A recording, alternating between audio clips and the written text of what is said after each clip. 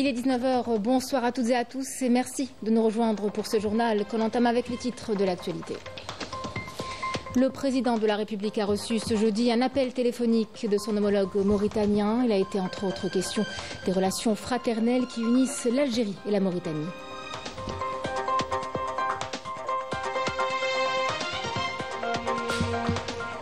Le président de la République, chef suprême des forces armées, ministre de la Défense nationale, a présenté aujourd'hui ses condoléances à la famille du général Zaïd El-Aïd, chef de division au niveau du commandement des forces terrestres, décédé hier.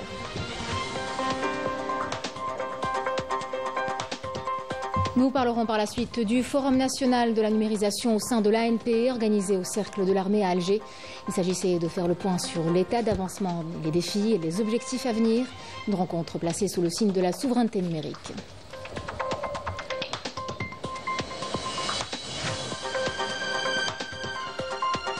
Et puis cette tribune dans le Washington Times, l'ex-diplomate américain John Bolton a indiqué que les États-Unis doivent soutenir la tenue d'un référendum sur l'autodétermination du Sahara occidental. L'occasion de s'intéresser aux voix qui se sont élevées à nouveau pour soutenir cette cause. Illustration aux îles Canaries.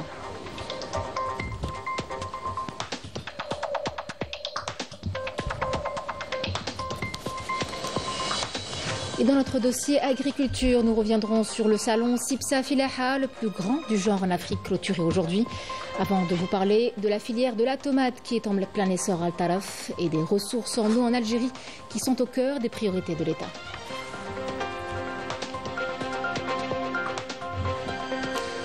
Mesdames, Messieurs, bienvenue à vous. Le président de la République, Abdelmadjid Tebboune, a reçu un appel téléphonique de son frère, Mohamed Ould Cheikh Al Ghazouani, président de la République islamique de Mauritanie, pays frère, lors duquel ils ont évoqué les relations fraternelles solides et enracinées, unissant les deux peuples, les deux présidents et les deux pays. À cette occasion, le président de la République a félicité son frère, le président mauritanien, pour l'accession de son pays à la présidence de la Banque africaine de développement, après la victoire de son candidat Sidi Ould Tah, assurant que cet exploit constitue un succès pour l'Afrique et pour les deux pays frères, l'Algérie et la Mauritanie. Le président de la République, chef suprême des forces armées, ministre de la Défense nationale, Abdelmadjid Tebboune, a présenté aujourd'hui ses sincères condoléances à la famille du général Zaïd El-Aïd, chef de division au niveau du commandement des forces terrestres, décédé hier. En cette douloureuse épreuve, le président de la République a donc présenté ses sincères condoléances à la famille du défunt, ainsi qu'à l'ensemble des membres de l'armée nationale populaire, priant Dieu Tout-Puissant d'accorder aux défunts sa sainte miséricorde, de l'accueillir en son vaste paradis et de prêter à ses proches patience et réconfort. À Dieu nous appartenons et à lui nous retournons, lit-on dans le message de condoléances. Le ministre délégué auprès du ministre de la Défense nationale, le chef d'état-major de l'armée nationale populaire, le général d'armée Saïd Chengriha, a également présenté ses sincères condoléances à la famille du défunt, général Zaïd El-Aïd, chef de division au niveau du commandement des forces terrestres, décédé hier à la suite d'une maladie chronique. Le général d'armée présente en son nom et au nom de l'ensemble des personnels de l'armée nationale populaire ses sincères condoléances et fait part à la famille du défunt de sa profonde compassion, priant Dieu, le Tout-Puissant, d'accorder au défunt sa sainte miséricorde et de l'accueillir en son vaste paradis parmi les martyrs et les valeureux saints, et d'octroyer à sa famille et ses proches tout le courage et la force en cette douloureuse épreuve. À Dieu nous appartenons et à lui nous retournons, lit-on également dans le message de condoléances. Le ministre de l'Agriculture, du Développement rural et de la Pêche, Youssef Cherfa, a co-présidé aujourd'hui avec le ministre de la Pêche et des Infrastructures maritimes et portuaires de la République islamique de Mauritanie, Fadhel Sidati Ahmed Louli, la cérémonie de signature du procès-verbal de réunion de la commission technique conjointe algéro-mauritanienne pour l'activation du protocole de pêche signé entre les deux pays en 2022. Le protocole accorde à l'Algérie des licences de pêche dans les eaux territoriales mauritaniennes dans une démarche qui renforcera la coopération bilatérale dans ce domaine. Les membres de cette commission ont discuté des moyens d'élargir cette coopération pour inclure l'aquaculture, la construction et la réparation navale, la recherche scientifique ainsi que le renforcement des échanges commerciaux, reflétant ainsi la solidité des relations algéro-mauritaniennes. La commission technique conjointe a été installée dans le cadre de la visite de travail effectuée par le ministre mauritanien en Algérie du 25 au 29 mai en cours. À l'heure où la transition numérique s'impose comme un enjeu stratégique partout dans le monde, l'armée nationale populaire prend le virage de la digitalisation. Un forum national a réuni hier à Alger des cadres militaires et experts pour faire le point sur l'état d'avancement, les défis et les objectifs à venir. Une rencontre qui était en tout cas placée sous le signe de la souveraineté numérique, entre autres. Walid Yousfi.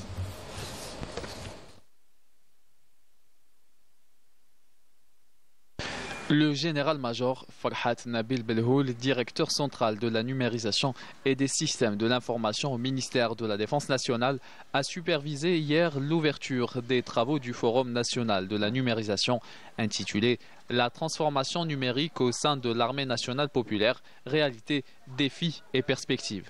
Organisé au niveau du cercle national de l'armée à Bnimsous, première région militaire, en présence de directeurs centraux et de représentants de différentes instances de l'armée nationale populaire.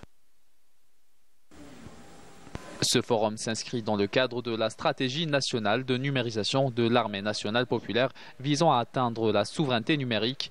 Il reflète la volonté du haut commandement d'accompagner la dynamique de transformation numérique considérée comme un axe fondamental pour l'adaptation et le développement des capacités opérationnelles pour garantir l'efficacité et le professionnalisme de toutes les composantes de l'armée.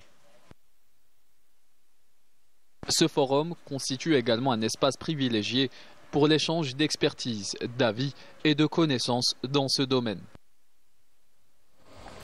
Et puis ce communiqué du ministère de la Défense nationale dans la dynamique des efforts soutenus contre la criminalité organisée multiforme et lors d'une patrouille effectuée hier au niveau du territoire de compétence du secteur opérationnel Nord-Est, In Amenas en 4e région militaire. Un détachement de l'armée nationale populaire a saisi un véhicule tout-terrain. À son bord, une quantité importante de comprimés psychotropes s'élevant à 1 312 180 comprimés de type prégabalin, 300 mg. Cette opération qui s'inscrit dans le sillage des efforts soutenus dans le cadre de la lutte contre le narcotrafic dans notre pays dénote du haut professionnalisme, de la vigilance et de l'entière disposition de nos forces armées.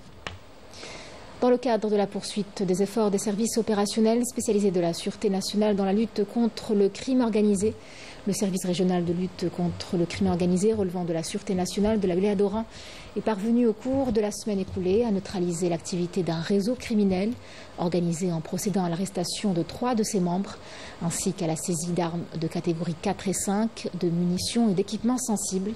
Cette opération a été menée après une intervention de terrain intensive appuyée par des recherches minutieuses ayant permis aux enquêteurs du service de développer l'activité criminelle du réseau, d'identifier ses membres et de localiser leur lieu de présence. Un plan sécuritaire bien ficelé a été élaboré et s'est soldé par l'arrestation de 3 mises en cause au niveau de la ville d'Essenia à Oran. La perquisition effectuée dans les domiciles des mises en cause a permis la récupération de 4 fusils à répétition à canon unique, un fusil de chasse sous-marin, 4 pistolets munis de silencieux, 6877 unités de munitions de différents calibres, 2 radioémetteurs-récepteurs, 3 jumelles et 2 autres dispositifs optiques destinés aux armes. Les mises en cause ont été présentées devant le procureur de la République près le tribunal d'Essenia, conclut le communiqué de la DGSN.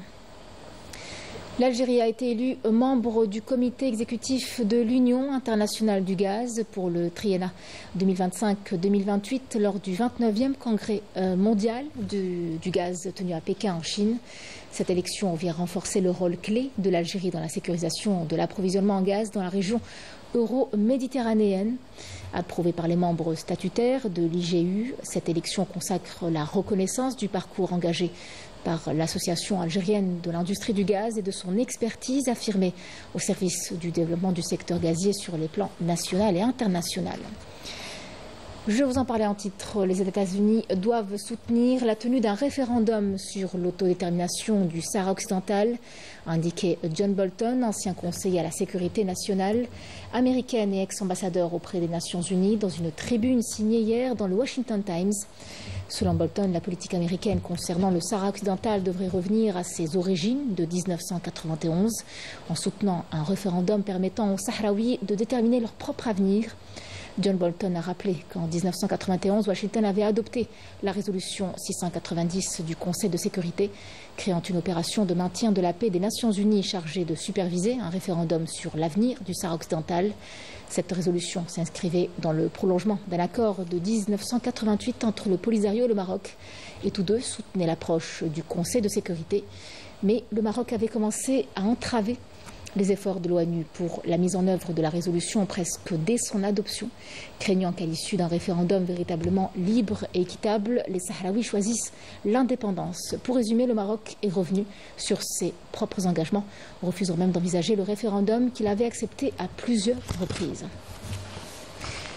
Et puis ces voix qui se sont élevées une fois de plus pour soutenir la cause sahraoui. À l'issue de leur 13e congrès, les syndicats ouvriers des îles Canaries ont réaffirmé leur attachement au droit du peuple sahraoui à disposer de lui-même. Un soutien assumé dans un contexte où les droits fondamentaux sont constamment violés. Un cri de solidarité qui s'est aussi exprimé dans la rue à Santa Cruz. Les manifestants ont exigé la libération des détenus sahraouis incarcérés au Maroc. Amira Safta.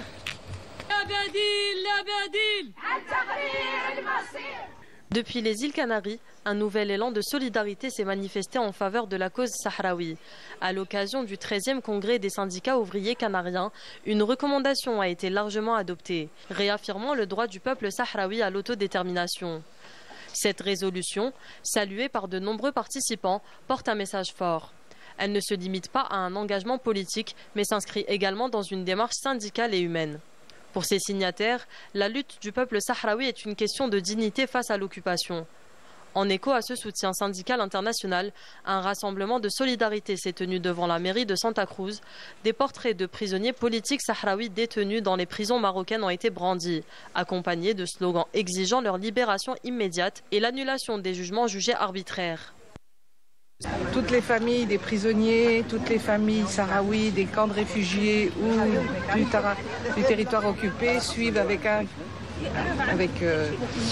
contentement cette marche qui leur permet de parler d'eux dans les journaux et dans la société. Nous sommes tristes et désemparés face à ce qui se passe dans notre pays. Des violations des droits humains les plus fondamentaux et une profonde injustice subie par le peuple sahraoui.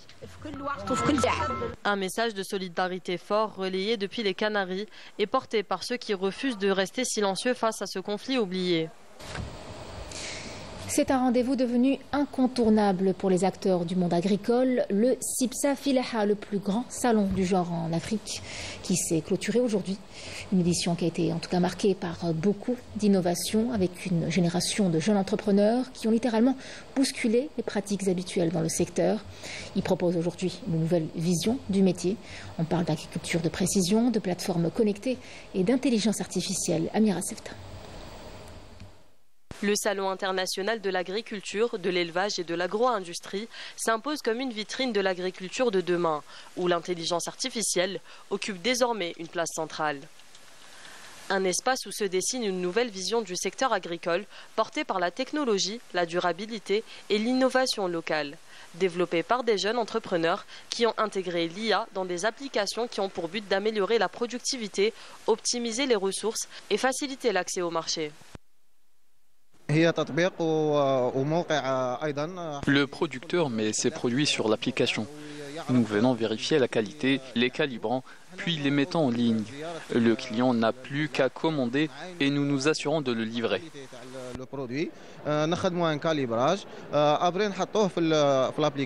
Autre innovation marquante, un drone algérien de surveillance agricole, capable d'analyser l'état des sols et de distribuer les engrais de manière intelligente et suffisante. C'est une idée nouvelle qui pourrait vraiment aider les agriculteurs à réduire leurs coûts et leurs besoins en main-d'œuvre. À travers ces initiatives, l'Algérie mise clairement sur une transition numérique du secteur agricole, où l'intelligence artificielle devient un levier stratégique pour la sécurité alimentaire et la diversification économique. Zoom à présent sur une filière qui elle aussi poursuit sa montée en puissance, la tomate en termes de qualité, de quantité également. Dans la ville d'Al Taraf, le concentré n'est plus seulement destiné au marché local, il est désormais exporté. Illustration ce soir dans une unité de transformation où l'excédent de production est devenu un véritable atout économique. Un reportage signé Saïda Mayouf. L'élargissement des superficies dédiées à la culture de la tomate industrielle dans la wilaya d'Al Taraf a généré une hausse de la production de ce produit de large consommation. L'industrie de transformation permet à ce propos d'absorber l'abondance de la production. On était parmi les grands importateurs du triple concentré de tomates. Maintenant, il y avait 2, 3, jusqu'à 4 ans. On a assuré l'autosuffisance au niveau national. L'année passée, on a constaté une surproduction au niveau de la matière première de triple concentré de tomates. Au laboratoire, gage d'une qualité optimale, des ingénieurs s'attellent aux différents tests physico-chimiques journaliers. Les tests, les analyses physico-chimiques, le pH, l'acidité, نسبة الحموضة, قياس درجة تركيز البريكس. Afin d'optimiser les capacités de production de cette filière agroalimentaire, le nombre d'emplois a été revu à la hausse, atteignant ainsi 180 employés permanents et 400 saisonniers. Ça va faire cette année que j'ai trouvé de l'emploi dans cette usine. J'ai appris le métier sur le tas. D'assistant production, j'ai évolué au fil des ans. Actuellement, je suis opérateur machine. On constate un excès de production cette année, certainement on va aller vers l'exportation et donc cela correspond directement et pleinement avec l'objectif qui a été fixé par le président Abdelmajid Tebboune, également les autorités algériennes. Maintenant on prospecte des marchés au niveau de l'Europe et au niveau des Moyen-Orient, également de l'Afrique et les pays camarades. La wilaya frontalière d'Al Taraf compte 7 unités de transformation de la tomate avec une capacité globale de 10 000 tonnes jour, permettant de couvrir ainsi les besoins du marché national à hauteur de 40% en concentré de tomates, un produit à forte valeur économique. À Oran, la question des ressources hydriques est plus que jamais au cœur des priorités de l'État. Face au stress hydrique, un climat, disons-le, de plus en plus imprévisible, des efforts ont été déployés en termes de sécurisation de l'approvisionnement. L'objectif étant d'anticiper les besoins de demain en faisant appel aux nouvelles technologies et à une prise de conscience collective. Yasmina Amri. L'École nationale polytechnique d'Oran a organisé un événement scientifique dédié à la sécurité hydrique et la résilience climatique, dans un contexte marqué par la rareté des ressources en eau et les changements climatiques. Nous sommes à l'école polytechnique d'Oran pour assister à l'événement, donner une conférence et échanger avec les étudiants sur leur projet. Aujourd'hui, la situation de l'eau en Algérie s'améliore grâce à une nouvelle station de dessalement qui renforce la sécurité hydrique du pays.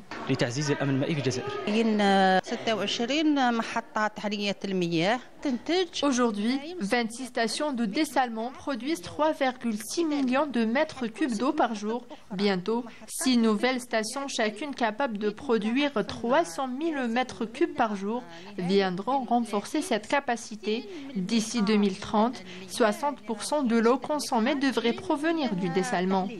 Ces journées visent à renforcer le dialogue entre la recherche scientifique et la société et à proposer des solutions innovantes pour sensibiliser davantage aux risques liés au changement climatique.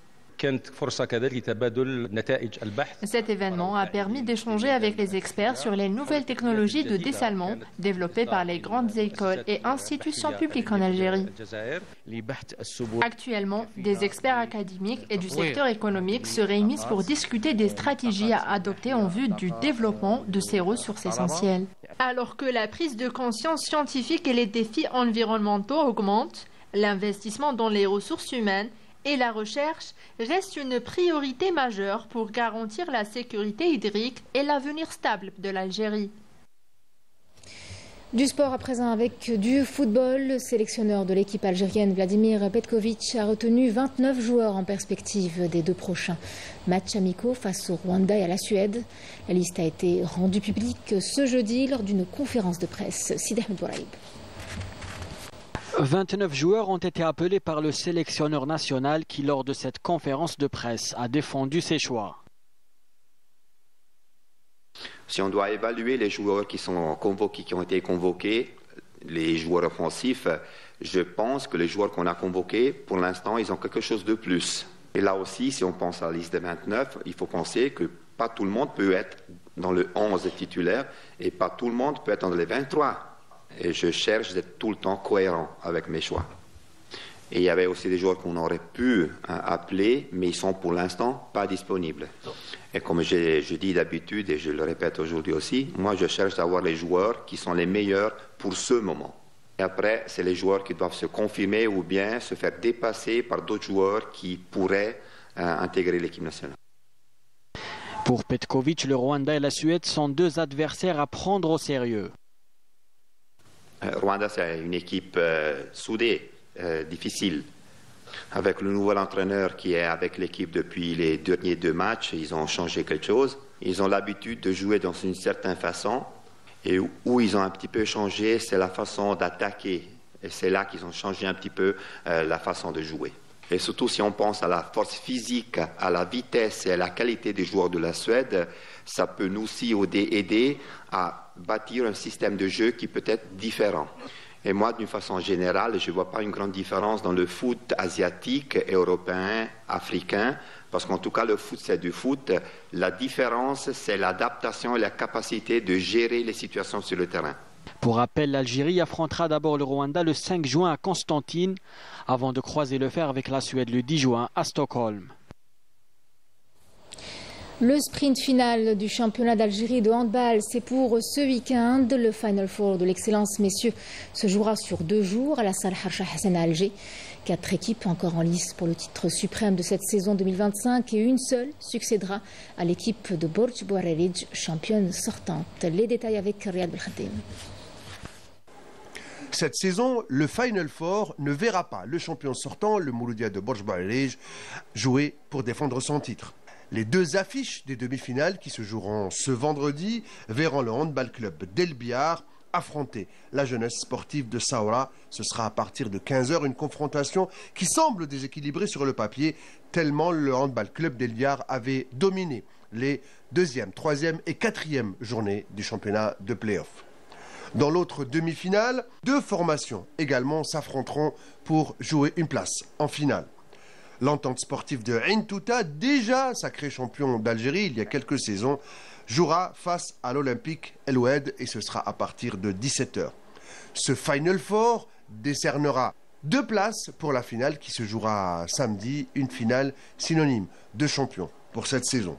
Et on le disait, les grands absents de ce week-end de Final Four des playoffs seront très certainement la GSE Skikda, emmenée par l'ancien entraîneur national de Hili et surtout le champion sortant, le Mouloudia de Borj Bouarerij, qui n'ont pu se qualifier et se hisser à ce stade du tournoi final du championnat d'Algérie.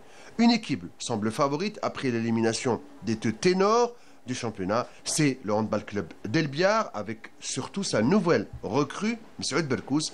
Mais à ce niveau, tous les pronostics sont difficiles à émettre. La réponse, ce sera donc d'abord vendredi pour la qualification des 2 finalistes et puis samedi, toujours à la salle Harsha, cette magnifique finale qui attend tous les amoureux de la petite balle à partir de 17h dans une salle Harsha Hassan qu'on espère.